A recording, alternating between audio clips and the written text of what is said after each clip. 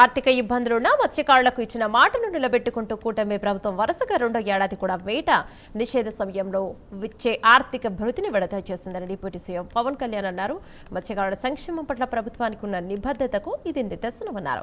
మత్స్యకారుల సేవలో పథకం కింద అర్హులైన ప్రతి మత్స్యకార కుటుంబానికి 20,000 చొప్పున ఆర్థిక సాయం నేరుగా వారి బ్యాంకు ఖాతాలోనే జమ చేస్తున్నామని, గత ప్రభుత్వం 10,000 మాత్రమే ఇవ్వగా ప్రస్తుత కూటమి ప్రభుత్వం ఆ మొత్తాన్ని రెట్టింపు చేసి ఇస్తుందని తెలిపారు.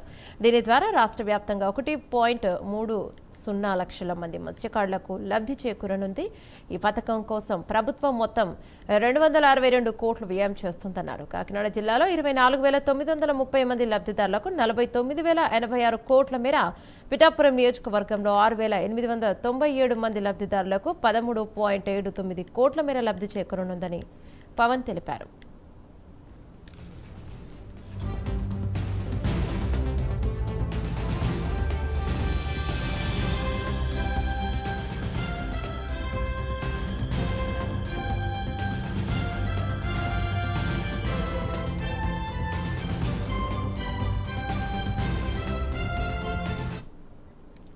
కాకినాడ జిల్లాలోని 119 కిలోమీటర్ల కోస్తా తీరం పరిధిలో ఉన్న 23 ల్యాండింగ్ సెంటర్లు, 51 మత్స్యకార గ్రామాల ప్రజలకు కూటమి ప్రభుత్వం తీసుకొచ్చిన ఎన్నో పథకాలు ఎంతో ఆసరాగా నిలుస్తున్నాయని పవన్ కళ్యాణ్ అన్నారు. 4,576 కోట్లకు గాను 91.48 లక్షల లీటర్ల డీజిల్పై ప్రభుత్వం 8.23 కోట్ల రూపాయల సబ్సిడీని అందించిందని తెలిపారు. ప్రధానమంత్రి మత్స్య సంపద యోజన, డిఆర్డీఏ సహకారంతో ఇంజన్లు, వలలు, బోట్లు, ఆటోలు, ద్విచక్ర వాహనాల కొనుగోలుకు 1.13 కోట్ల రూపాయల సబ్సిడీ అందించిందన్నారు.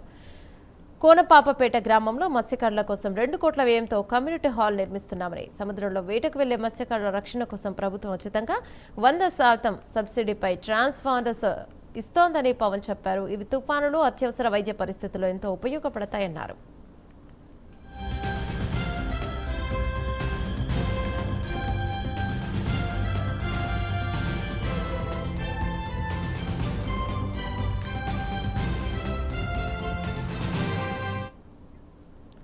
సముద్రంలో జీవ వైవిధ్యాన్ని, చేపల సంఖ్యను పెంచడానికి జిల్లాలో 20 స్థలాలను ఎంపిక చేశారని పవన్ కళ్యాణ్ తెలిపారు.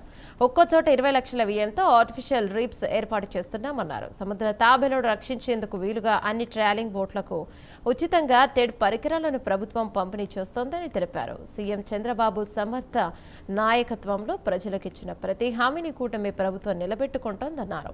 ఎన్ని ఆర్థిక ఇబ్బందులు, సవాళ్లు ఎదురైనా ప్రణాళికాబద్ధంగా అడుగులు వేస్తూ సంక్షేమ పథకాలను ప్రజలు చెంతకు చేరుస్తున్నామని పవన్ అన్నారు. ముఖ్యంగా మత్స్యకారుల వలసలను తగ్గించి ఆ తీర ప్రాంతాల్లో వారికి మెరుగైన ఉపాధి అవకాశాలు కల్పించడమే కూటమి ప్రభుత్వం ముందున్న లక్ష్యమని డిప్యూటీ సీఎం పవన్ కళ్యాణ్ అన్నారు.